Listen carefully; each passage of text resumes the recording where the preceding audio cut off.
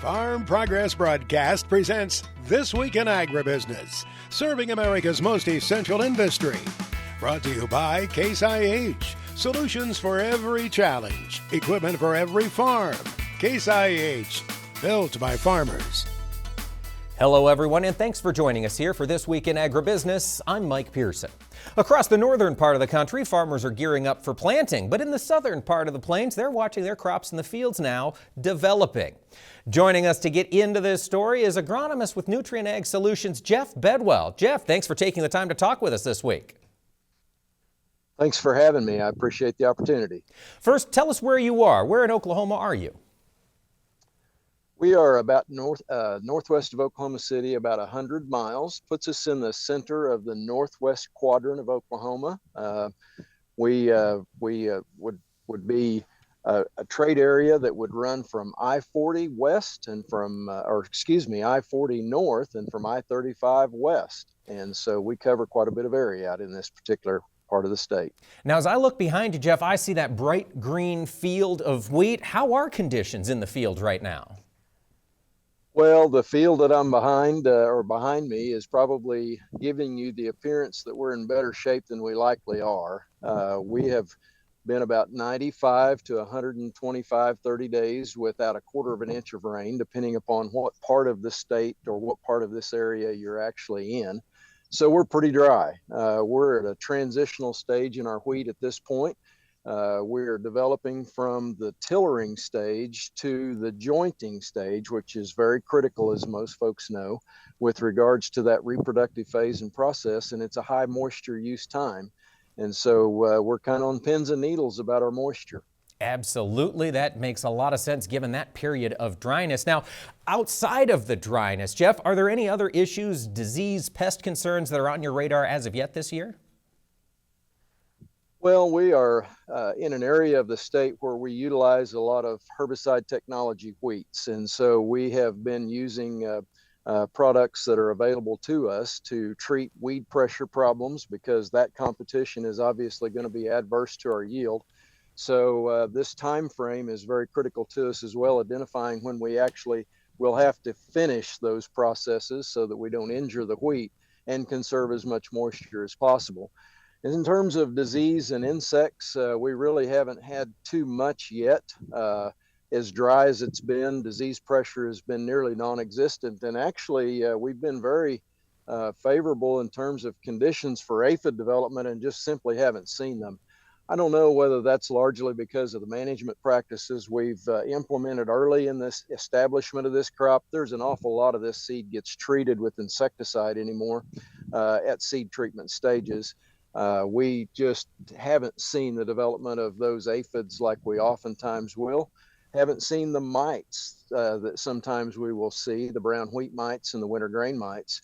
And so we've been very fortunate that way that we've been able to save some money because our budget's really tight. And so anything we can save is a blessing, but we want to be cognizant that that could happen and that it needs to be taken care of pretty quickly so we conserve as much yield as we can. That's what it's all about, conserving that yield, maximizing those profit margins in a year like this. Jeff Bedwell, agronomist with Rooster Ag Solutions. Jeff, thank you so much for giving us the update on Oklahoma's crops. Thank you for having me. To learn more about what Rooster Ag Solutions can bring to your operation, visit the website, nutrienagsolutions.com. Our market segment this week is brought to you by Farm Futures. Keep up with all the changes in the commodity markets at farmfutures.com. And this week we're talking with John Newton, Executive Head of Terrain, about all of the changes happening in the world of agriculture. John, thanks for taking the time to talk with us this week. Thanks for having me on, Mike. We've seen a lot of headlines about tariffs and port fees on vessels from China. John, all of these different headlines, what sort of impacts do you anticipate them to have on the broader ag economy? Well, I think, this is all part of a negotiation, a goal to rebuild manufacturing in this country. And the reality is, consumers, businesses respond to economic incentives. On the automobile front, the president's indicated a 25% tariff effective April 3rd. How will consumers respond to that? How will auto companies respond to that? Remains unclear, but the president's indicated it could raise approximately $100 billion a year or $1 trillion over 10 years that he would then use to pay for other elements in his tax proposal. Okay. And I mean, do we see that impacting? Obviously, some of our large grain buyers are going to be facing these tariffs. Have we heard anything about retaliation as of yet, John? I think again, it's still very, very unclear at the moment how anyone will respond to this. But the reality is, uh, the reason the manufacturing is not in this country is people respond to economic incentives, and the president is using our economy to try to get the results that he's seeking in this administration. And again, that's border security, rebuilding manufacturing in this country, which means jobs in this country for Americans. So again, I think we have to take all of this and evaluate everything as it occurs, and then evaluate how it impacts farmers and ranchers. These things are not going to happen overnight, Mike. That's a great point, John. And of course, we're seeing right now Brazilian soybean harvest is going on. That Brazilian harvest has grown substantially since the start of that 2018 trade war, responses to economic indicators. What size of crop are you expecting the Brazilians to pull out here of their country this year for soybeans?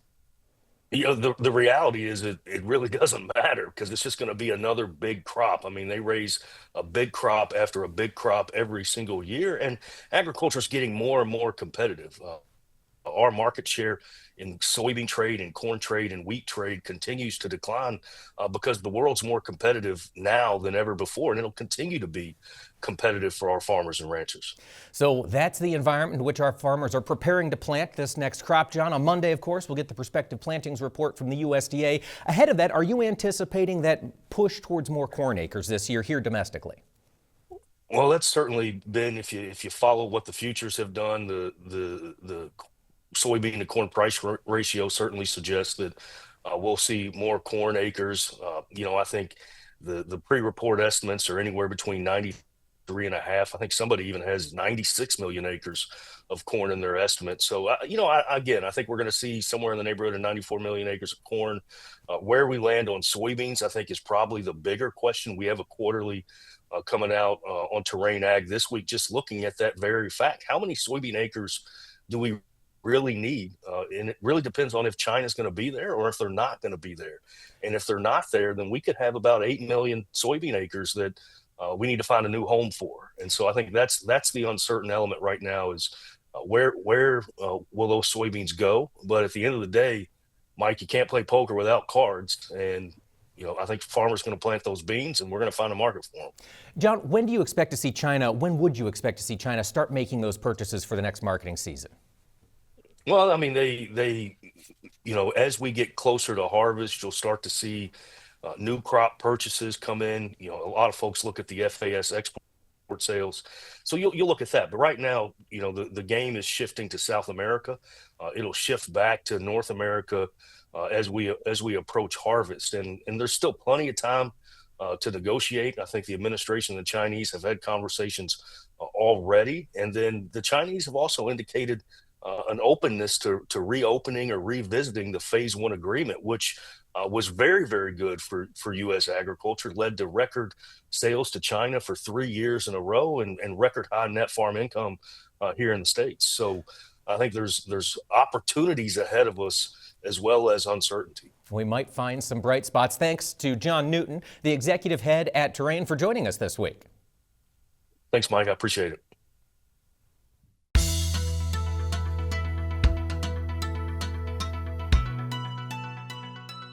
Welcome back to This Week in Agribusiness. With planting season just around the corner, farmers will have lots of seeds around the farmsteads, and that prompts additional management practices. Joining me now to talk about it is Stephanie Darnell. She serves as the Technical Stewardship Manager with BASF. And Stephanie, thanks so much for joining us this week. Thanks for having me on. I appreciate it. So we're going to talk about the Be Sure campaign. Stephanie, what is the Be Sure campaign? Well, the Be Sure campaign is an ag industry stewardship awareness campaign, and it's really to remind farmers and applicators of some of the simple steps they can take to protect not only pollinators and wildlife, but also themselves when using pesticides on crops or in urban landscapes. All right, so what are we focusing on this year with the Be Sure campaign? So this year we have that campaign that runs all through the growing season, and we are concentrating on best management practices and use of pesticides. When we think through some of those best management practices on the farm, what about covering seed, Stephanie? So one of the main kickoffs for the season, this being our 7th campaign. It's really about making sure farmers are aware that during planting season, using treated seed, that they are covering seed that may be spilt, that can often be very attractive to birds to consume it. So you want to make sure that there are areas that have potential, or areas that may provide a place that seeds often spilled in turns or in the field. Make sure you clean that up or cover it with soil. That makes a lot of sense. What if after we finish planting, we've got some leftover or unused seed? Stephanie, what would you recommend? Sure. So with a small quantity of seeds, farmers can often just store that back into the original container and use it in times of weather issues that they may have to replant. Also, if you have a smaller area, you may want to provide seeds in there.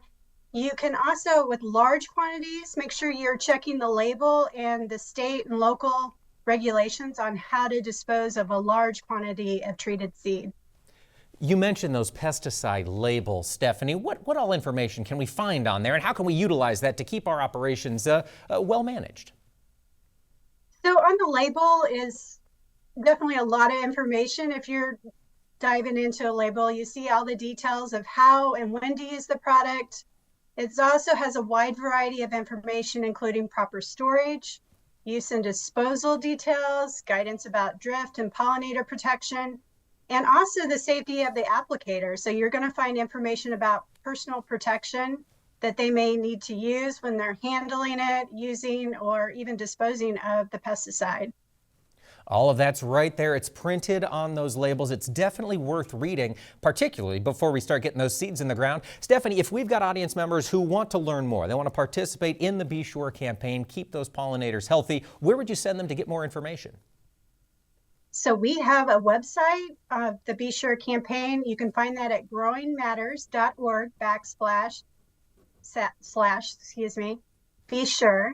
And there's lots of information on there, resources, infographics that can really help a farmer and an applicator to do the best management practices for handling pesticides. Fantastic, folks. Check that out, growingmatters.org/Be Sure. Stephanie Darnell, thank you so much for filling us in this week on the Be Sure campaign. Thanks, Mike. Greg Solier now brings us his farm weather forecast for the week ahead.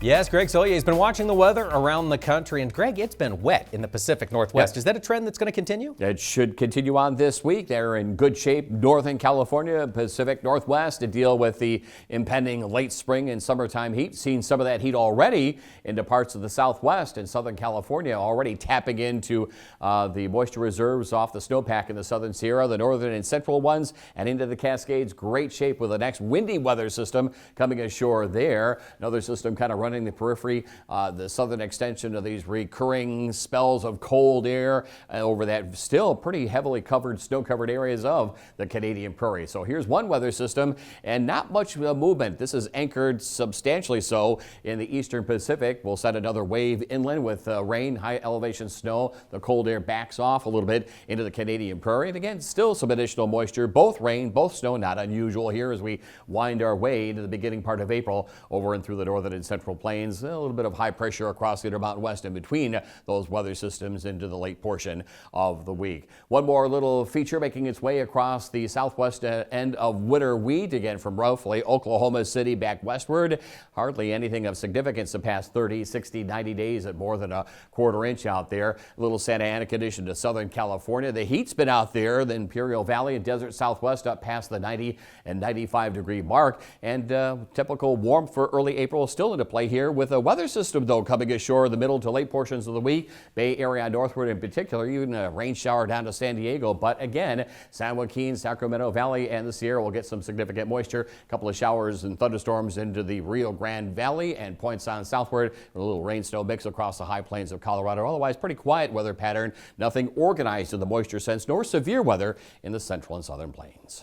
Do you see any severe weather risk as you look to the central parts of the United States, Greg? Things are going to stay fairly busy, but don't think we have the ferociousness of these storms that came on through a couple of weeks ago. Here's one spring storm system, though, moving out of the northern and eastern Corn Belt locales, still plotting a few flakes of snow into parts of northern Illinois. Colder air, frost free still into play where skies clear. Winds drop back across the western Corn Belt areas, and you can still see this trough position over the north central parts of the country with the next weather system and another push of colder air on the move, generating increasing outbreaks of showers, some thunderstorms, late season snow up to the north, and rains moving across the eastern Corn Belt. So not much opportunity for early extended access to the back 40 as we move on through the beginning part of April with field work in mind. But at least the moisture of benefit to dryness and drought. Look at it this way. Weather system out of the lower Mississippi Valley into the eastern states, too wet in this particular part of the country. Cooler, drier air back across the southern plains. Weather system in the southwestern reaches of the country. We'll retool it and hopefully get a couple of showers west of Oklahoma City into western Kansas as well. Warm, dry weather for outdoor work and field work across the Tennessee Valley. Points out of the east. Boy, some pretty good progress over the southern states and the Delta region of late with outdoor work and field work there. Take us, if you would, to the Atlantic Ocean. Greg, what do you see in the East Coast next week? Still a continuation of these cold weather systems on the move across the northern and eastern Corn Belt locales. A couple of showers and thunderstorms ahead of them. Windy, cooler weather to the Ohio Valley, and even a couple of flakes of snow. I-80 corridor with freezing conditions. And boy, they were down below zero last week across parts of northern Wisconsin and upper Michigan with that heavy snowpack still dominant through the southeastern parts of Canada. And another rain snow system into the northern and eastern Corn Belt. Mild weather mid-Atlantic region, beneficial showers and thunderstorms across the central and southwestern Corn Belt locales. The fires and the drought, the story across the Carolinas. A couple of showers here early in the week, a couple of thunderstorms down through Florida, cooler, drier air, Tennessee Valley on westward. Another big warm up, humidity climbs. Gulf Coast areas will get some moisture as well as a couple of showers and thunderstorms into parts of Florida, back into dry time across the mid-Atlantic region. Next weather system out of the southern plains on the move, and with it showers and thunderstorms, and by mid to late next week the potential for maybe some rough and severe weather lower Mississippi Valley back into parts of eastern Oklahoma and Texas. Closed captioning this week is brought to you by Farm Progress. Their team of experts reports on innovative solutions and essential information for your farm business. Visit farmprogress.com to stay updated.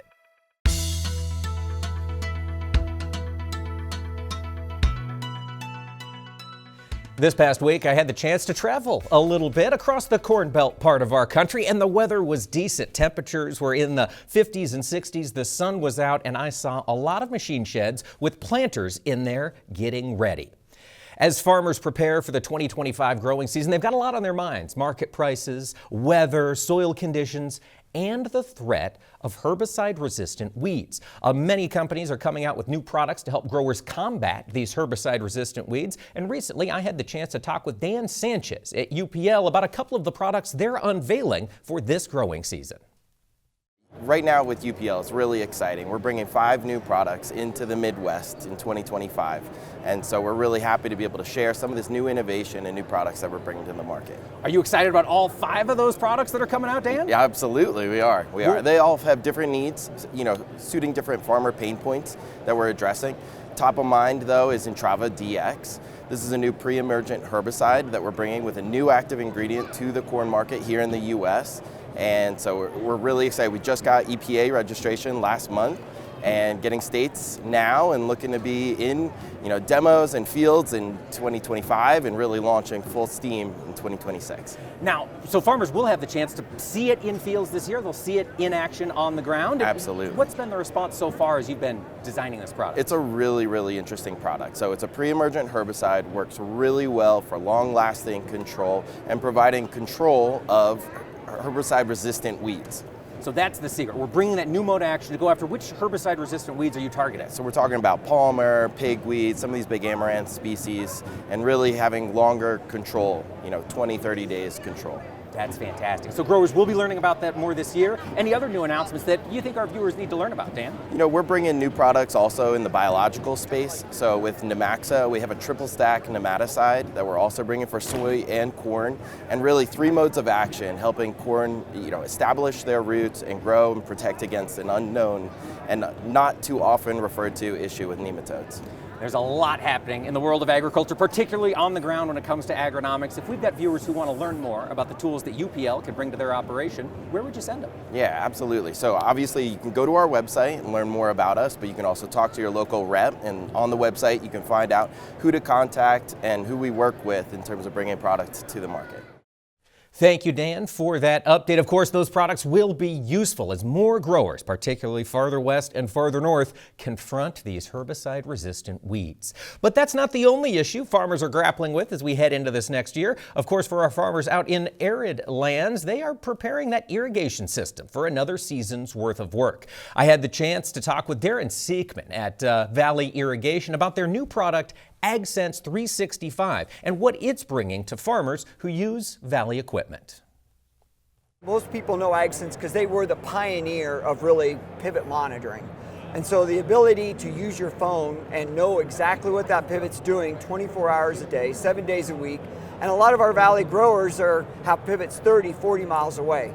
So now this is the marriage of our Valley 365 technology with the market-leading AgSense technology. So the first releases are coming out and growers can see it automatically update and bring in very complicated pumping, very complicated pivot systems all into one simple, easy-to-use interface. So it's right there on my phone. Can I run my pivots and do everything I need right from there? Absolutely. So you can start your pivot, you can stop your pivot, you can start a pump station.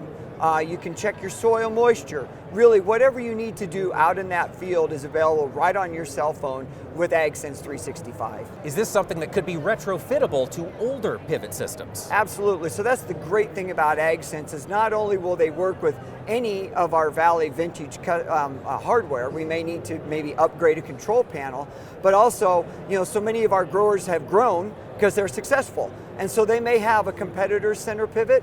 That's okay. We can retrofit our technology onto any brand of center pivot. So again, there's one nice, easy to use interface for that grower. That is fantastic. Even if I've got many other brands altogether, if they all get put with AgSense, it's all going to come to my phone. Absolutely, and that's really what comes down to it. We've talked to a lot of great growers here this week, and it comes down to that local dealer. So again, they have one spot that they can go to, that Valley dealer, and they can take care of all their technology problems. Speaking of technology, getting into those corners with a center pivot, let's talk about what Valley's got coming there. What's the Encompass corner about? So most people know corner arms have been around literally since the 70s.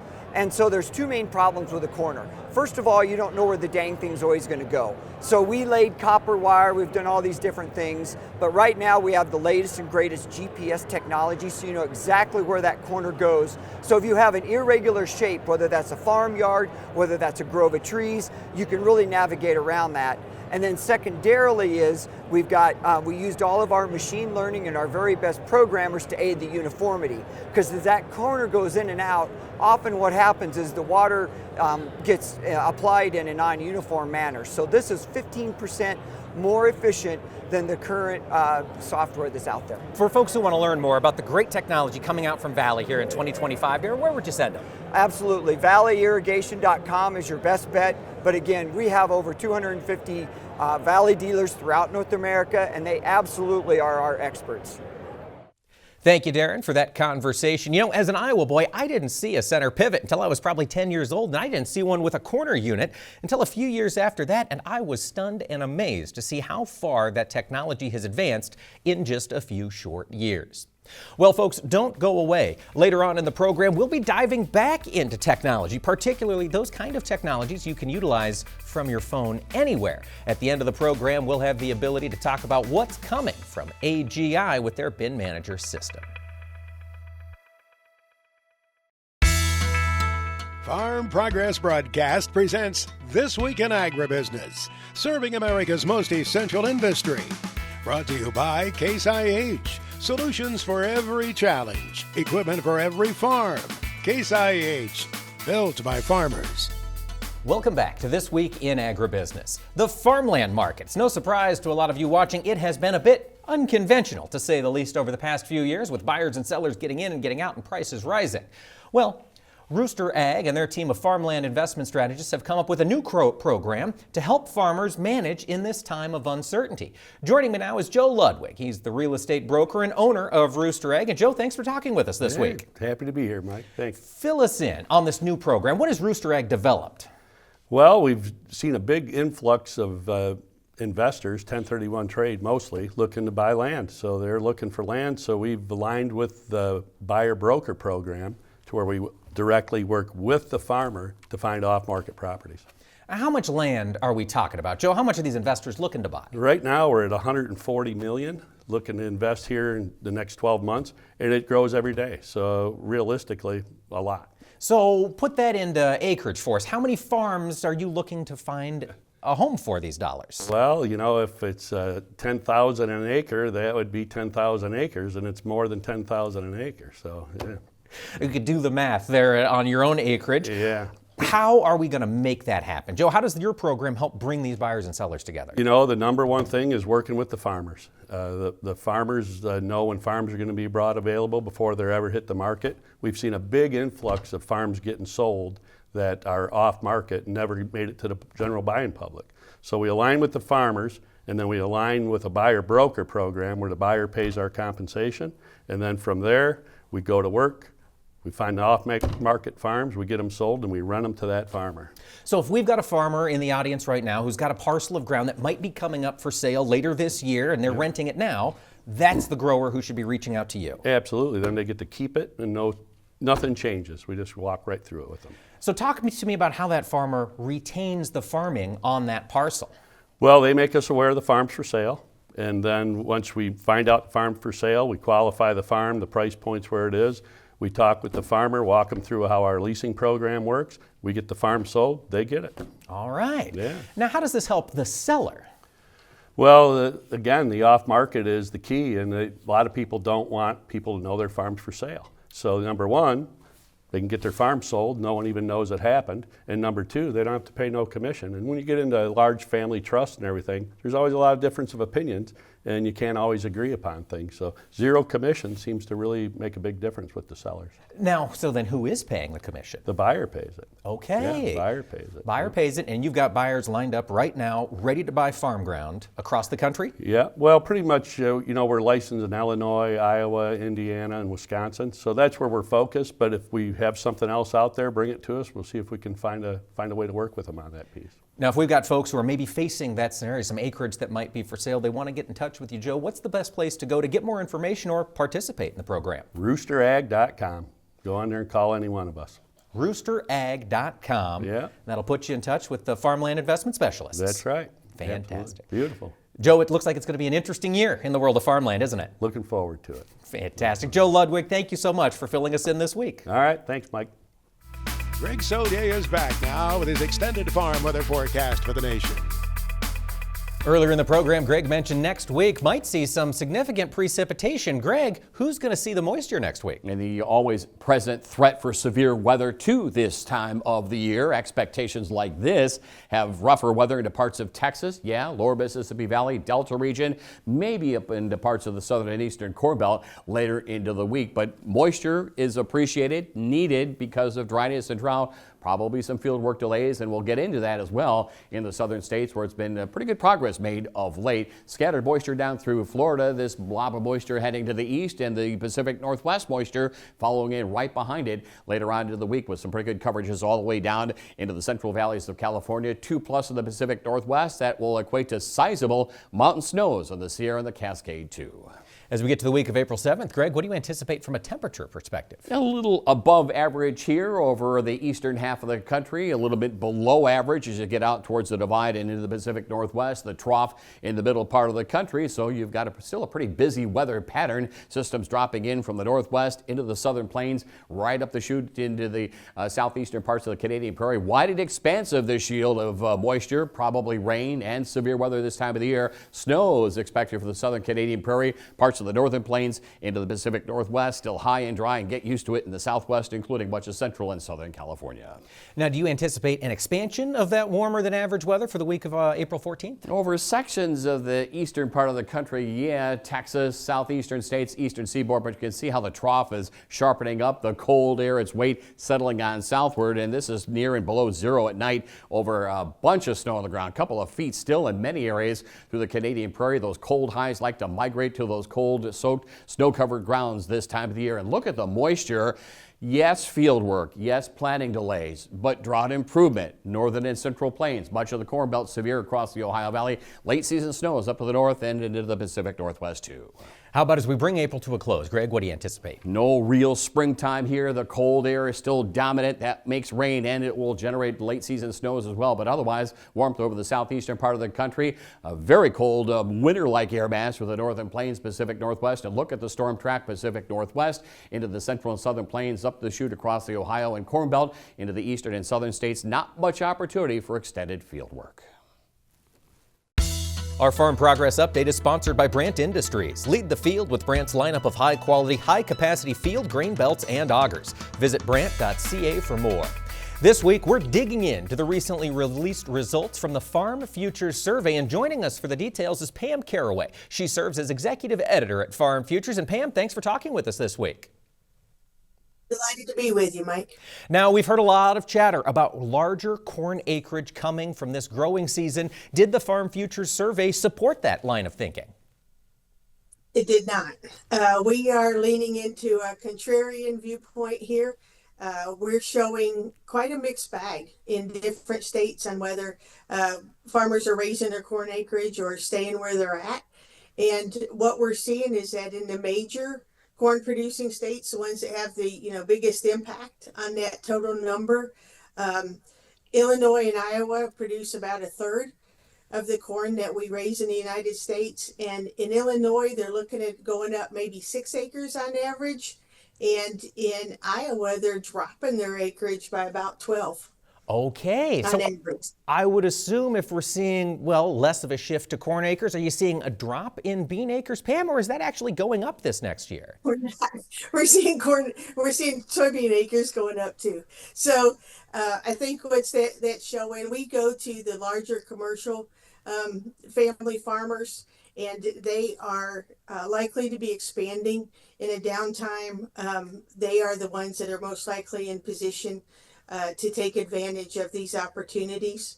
And so when we look at what they're telling us they're going up on corn and beans, but they're going up more on beans than on corn. One of our senior analysts, our editor emeritus, Bryce Noor, says it's because that ratio just isn't there for the market to buy acres. That makes sense, Pam. Now, how long has Farm Futures done the acreage survey?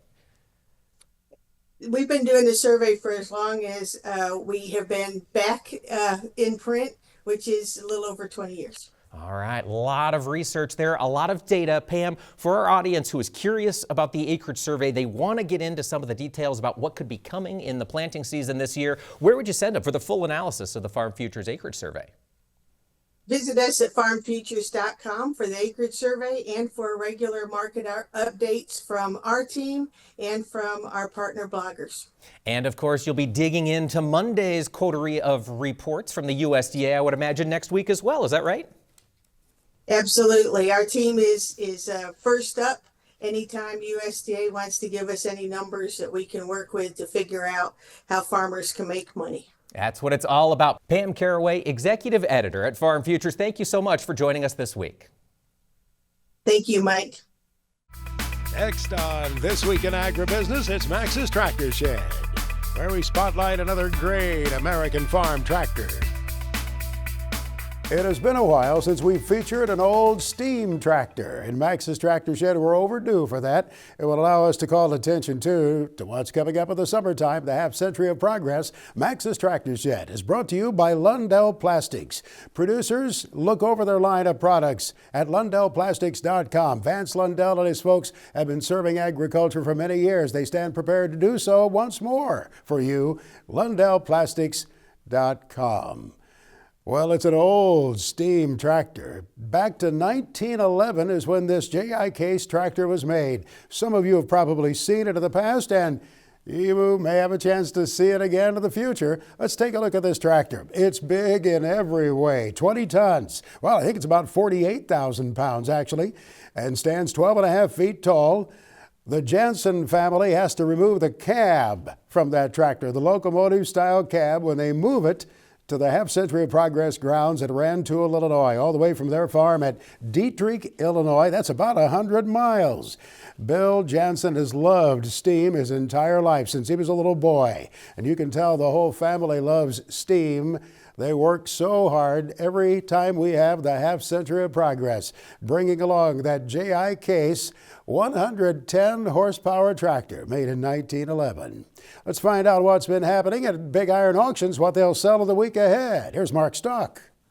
Well, hello, Max. We start April 1st with a sale in Batavia, Ohio, the Doug Oxshire Estate sale. Please support the family for this very large late model estate auction. Also, April the 1st, Sullivan Auctioneers will sell 56 acres of Pike County, Illinois land at auction. 2 commercial buildings will sell in Amherst, Colorado. And the D&D Bull sale will take place at 1 o'clock on April 1st. On Wednesday, April the 2nd, a very large sale with over 1,660 items, featuring some test plot combines selling out of Bay, Arkansas. And the Clarks, Nebraska Rural Fire District will sell a 1984 Chevrolet K20 4x4 Rural Fire pickup truck. Agrivision Equipment Group LLC out of Winterset, Iowa will sell late model John Deere round balers and John Deere vertical tillage tools. And April the 3rd, T&J Farms in Elwood, Illinois will sell a John Deere 4955 mechanical front tractor, Polaris Ranger UTV, 2020 Ford F-250 STX 4x4 crew cab pickup. And also April the 3rd, Bradley Andreessen and Britton Andreessen will sell 155 acres of Greeley County, Nebraska pivot irrigated farmland. Visit Big Iron and Sullivan Auctioneers for more information. Our FFA Chapter Tribute is brought to you by Geringoff. Check out the new XFR 50 Draper with 3 times more flexibility than the closest competitor at Geringoff.com. Geringoff, proudly built in the American heartland. This week, we're getting to know the leadership of the Tennessee State FFA Association. And joining us today is T. Wayne Williams, serving this year as president. T. Wayne, thanks for joining us. Thank you. Happy to be here. Great honor to be here and have this opportunity. I understand that Tennessee FFA has just wrapped up their annual convention. How was attendance this year?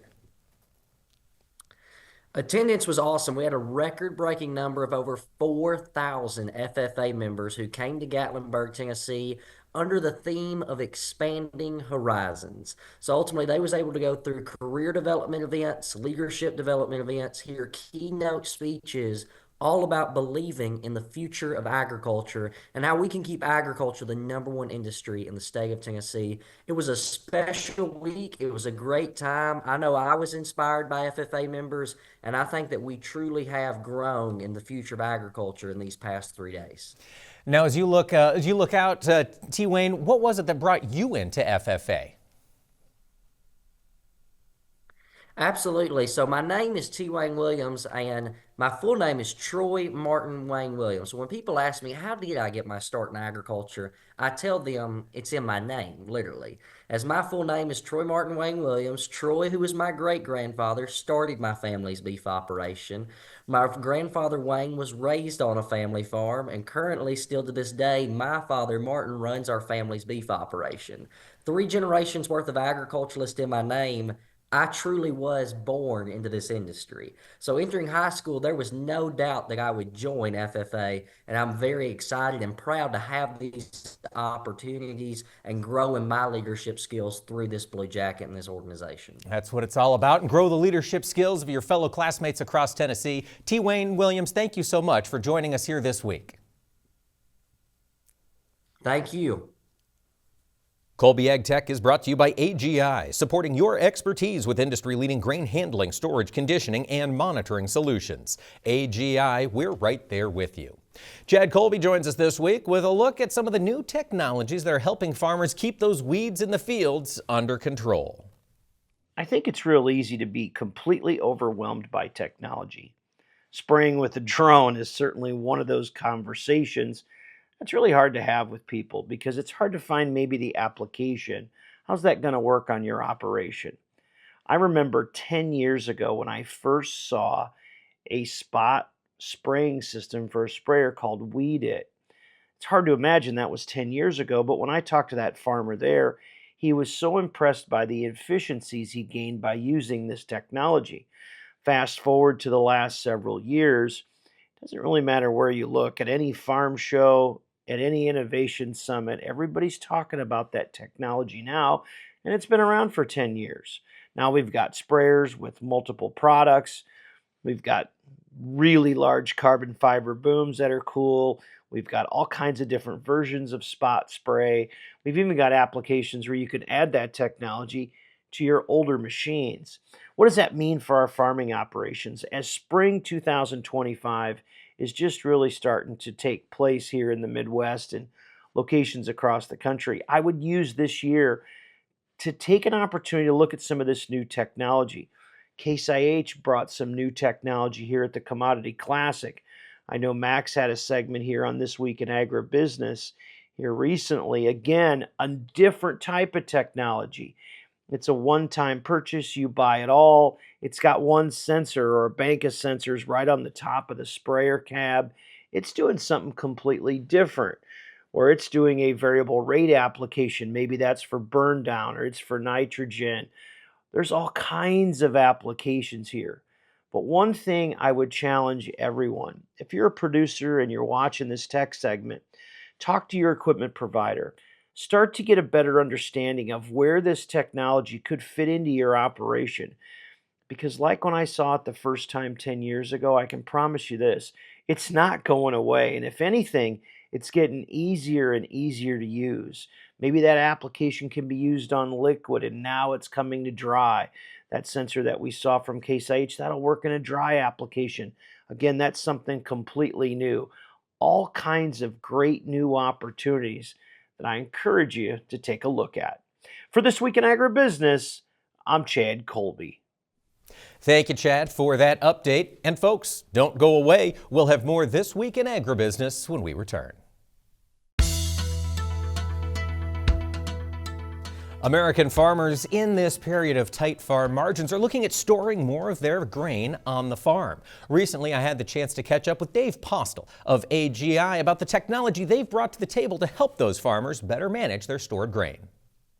Technology has been an important factor in the development of our product for a long time. So really going back to the early 2000s, AGI got serious about making equipment smarter so that growers had more information to make better decisions. And then we've progressed that thinking into 3 lines of equipment. Most notably, our bin manager equipment, which is monitoring moisture and temperature inside a grain bin and allowing a grower to do in-bin conditioning. But we also have the same type of equipment at commercial scale. So for commercial elevators, moisture and temperature, compliance to OSHA regulations is important. We can do the same sort of thing. And then on equipment, say a tractor, a combine, rolling stock, if you will, we provide passive data collection. So a grower might participate in a traceability program. They may be part of a program where they need to accumulate a whole bunch of data and comply with it.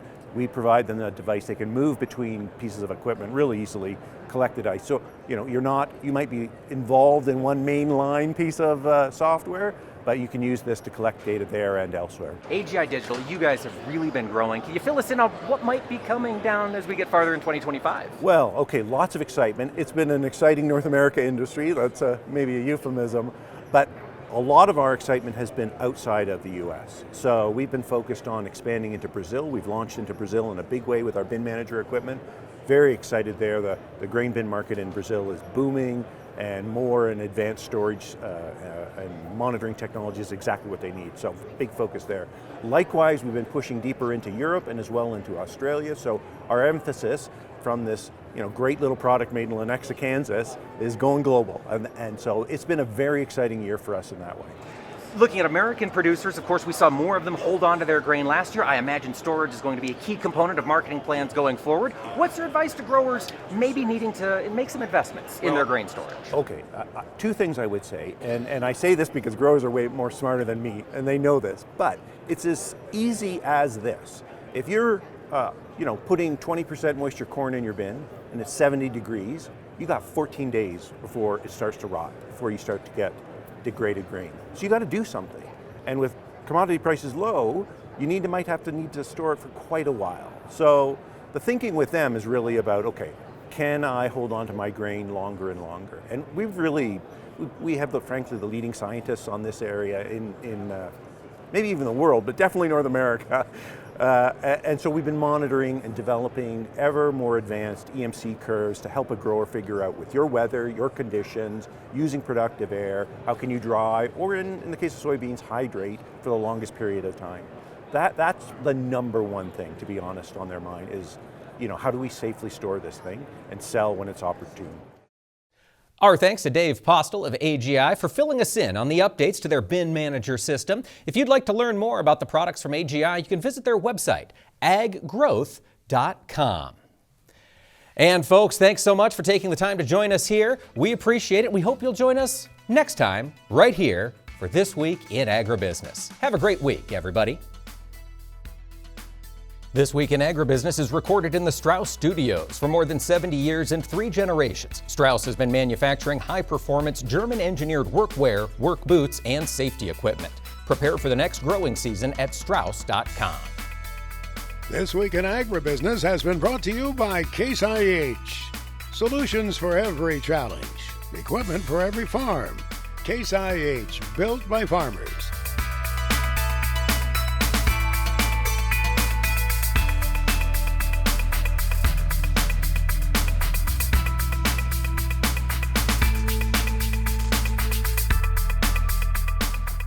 This Week in Agribusiness is produced by 22 Creative Group and has been a presentation of Farm Progress Broadcast. We invite you to visit us online at agbizweek.com.